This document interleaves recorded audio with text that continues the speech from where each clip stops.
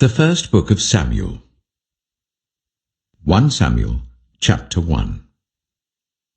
There was a certain man from Ramathaim, a Zuphite from the hill country of Ephraim, whose name was Elkanah, son of Jeroham, the son of Elihu, the son of Tohu, the son of Zuph, an Ephraimite. He had 2 wives.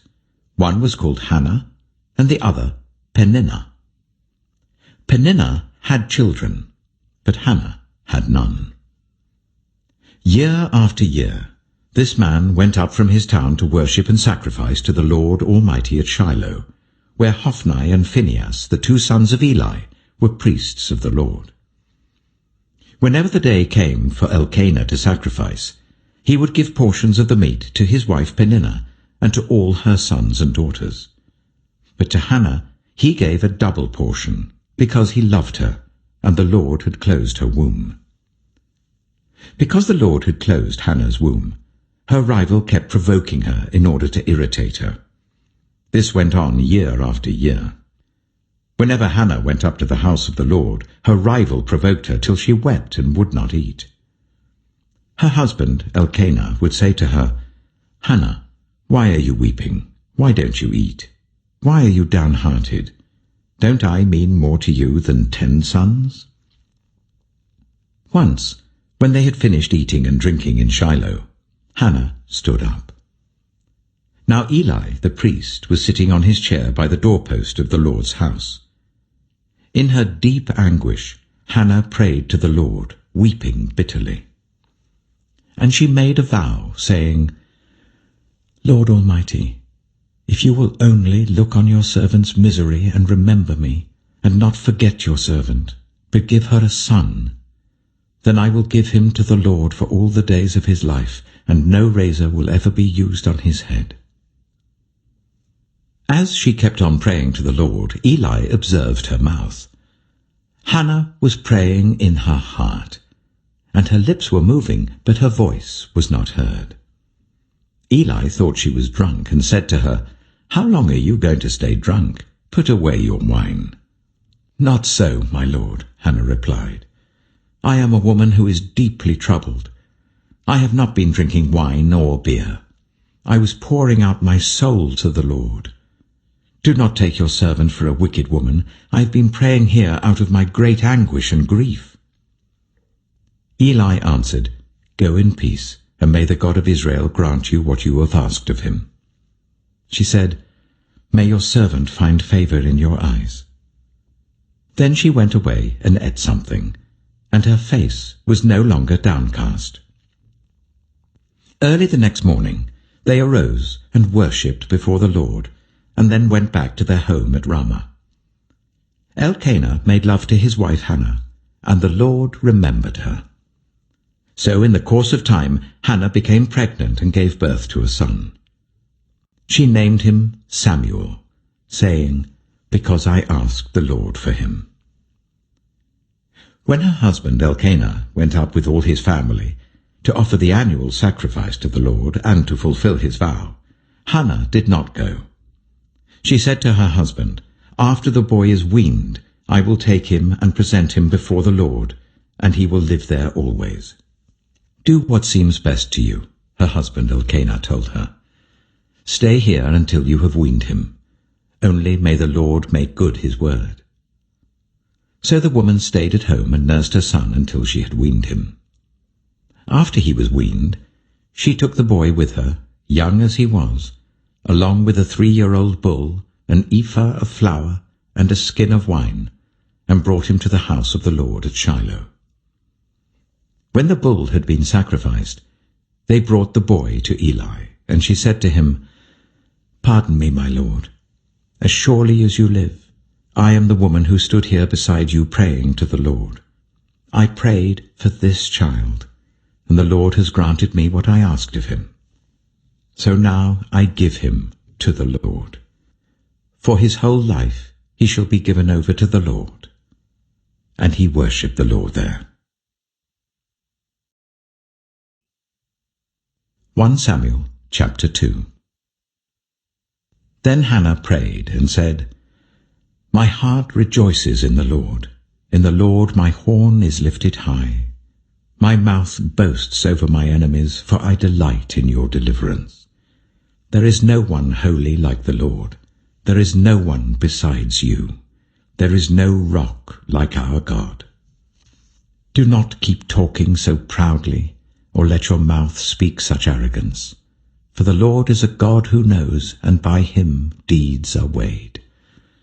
The bows of the warriors are broken, but those who stumbled are armed with strength. Those who were full hire themselves out for food, but those who were hungry are hungry no more. She who was barren has borne 7 children, but she who has had many sons pines away. The Lord brings death and makes alive. He brings down to the grave and raises up. The Lord sends poverty and wealth. He humbles and he exalts. He raises the poor from the dust and lifts the needy from the ash heap. He seats them with princes and makes them inherit a throne of honor. For the foundations of the earth are the Lord's. On them he has set the world. He will guard the feet of his faithful servants, but the wicked will be silenced in the place of darkness.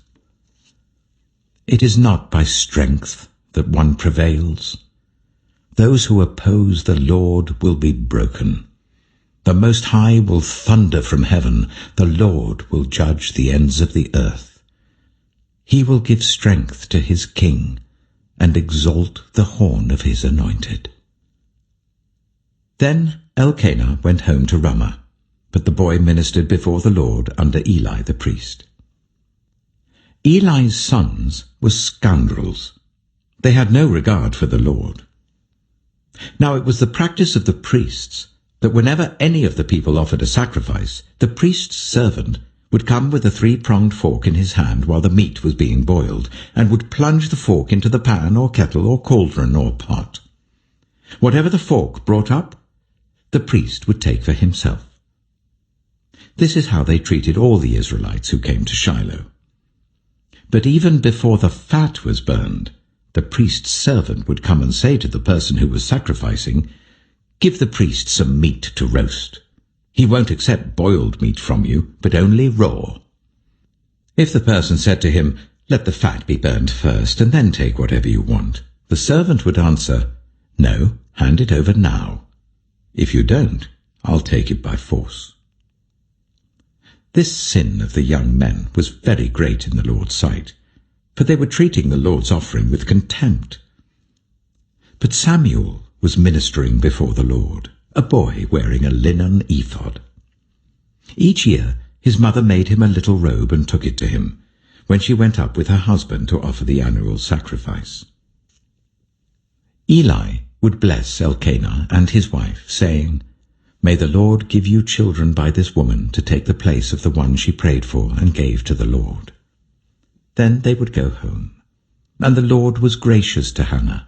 She gave birth to 3 sons and 2 daughters. Meanwhile, the boy Samuel grew up in the presence of the Lord. Now Eli, who was very old, heard about everything his sons were doing to all Israel, and how they slept with the women who served at the entrance to the tent of meeting. So he said to them, "Why do you do such things? I hear from all the people about these wicked deeds of yours. No, my sons, the report I hear spreading among the Lord's people is not good. If one person sins against another, God may mediate for the offender. But if anyone sins against the Lord, who will intercede for them?" His sons, however, did not listen to their father's rebuke, for it was the Lord's will to put them to death.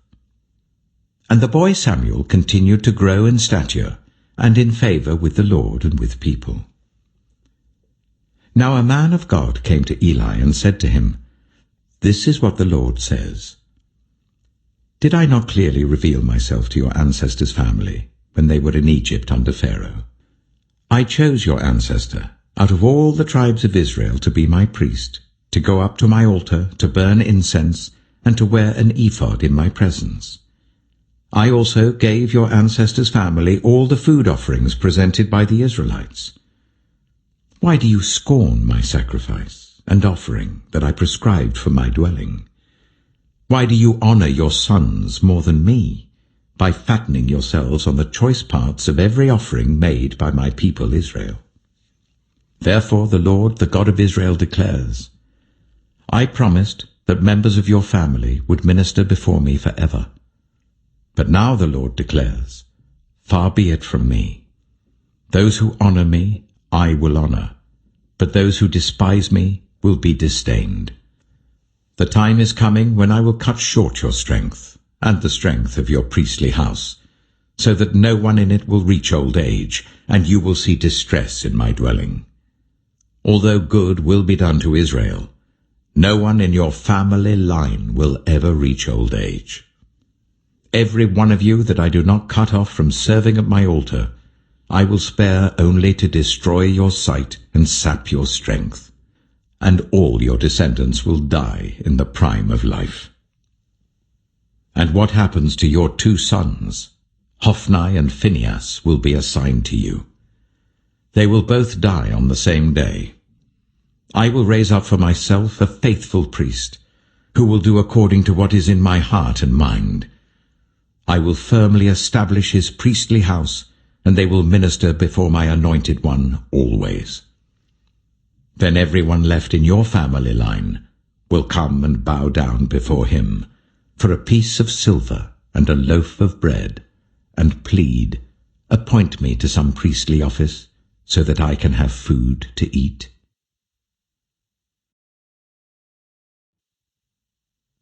Samuel chapter 3. The boy Samuel ministered before the Lord under Eli. In those days the word of the Lord was rare. There were not many visions. One night Eli, whose eyes were becoming so weak that he could barely see, was lying down in his usual place. The lamp of God had not yet gone out, and Samuel was lying down in the house of the Lord where the ark of God was. Then the Lord called Samuel. Samuel answered, Here I am. And he ran to Eli and said, Here I am, you called me. But Eli said, I did not call. Go back and lie down. So he went and lay down. Again the Lord called Samuel. Then Samuel got up and went to Eli and said, Here I am, you called me. My son, Eli said, I did not call. Go back and lie down. Now Samuel did not yet know the Lord. The word of the Lord had not yet been revealed to him. A third time the Lord called, Samuel. And Samuel got up and went to Eli and said, Here I am, you called me. Then Eli realized that the Lord was calling the boy.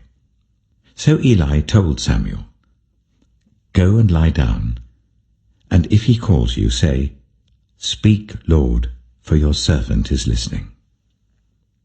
So Samuel went and lay down in his place. The Lord came and stood there, calling as at the other times, Samuel, Samuel. Then Samuel said, Speak, for your servant is listening. And the Lord said to Samuel, See, I am about to do something in Israel that will make the ears of everyone who hears about it tingle. At that time I will carry out against Eli everything I spoke against his family, from beginning to end. For I told him that I would judge his family forever, because of the sin he knew about. His sons uttered blasphemies against God, and he failed to restrain them. Therefore I swore to the house of Eli, the guilt of Eli's house will never be atoned for by sacrifice or offering. Samuel lay down until morning, and then opened the doors of the house of the Lord. He was afraid to tell Eli the vision, but Eli called him and said, Samuel, my son. Samuel answered, Here I am. What was it he said to you? Eli asked. Do not hide it from me. May God deal with you, be it ever so severely, if you hide from me anything he told you. So Samuel told him everything, hiding nothing from him. Then Eli said, He is the Lord. Let him do what is good in his eyes. The Lord was with Samuel as he grew up, and he let none of Samuel's words fall to the ground. And all Israel from Dan to Beersheba recognized that Samuel was attested as a prophet of the Lord. The Lord continued to appear at Shiloh, and there he revealed himself to Samuel through his word. Psalm 81. Sing for joy to God our strength. Shout aloud to the God of Jacob. Begin the music, strike the tambourine, play the melodious harp and lyre. Sound the ram's horn at the new moon, and when the moon is full on the day of our feast. This is a decree for Israel, an ordinance of the God of Jacob. When God went out against Egypt, he established it as a statute for Joseph. I heard an unknown voice say, I removed the burden from their shoulders. Their hands were set free from the basket. In your distress you called, and I rescued you. I answered you out of a thundercloud. I tested you at the waters of Meribah. Hear me, my people, and I will warn you. If you would only listen to me, Israel. You shall have no foreign god among you. You shall not worship any god other than me. I am the Lord your God, who brought you up out of Egypt. Open wide your mouth, and I will fill it. But my people would not listen to me. Israel would not submit to me. So I gave them over to their stubborn hearts to follow their own devices. If my people would only listen to me, if Israel would only follow my ways, how quickly I would subdue their enemies and turn my hand against their foes. Those who hate the Lord would cringe before him, and their punishment would last forever. But you would be fed with the finest of wheat. With honey from the rock I would satisfy you.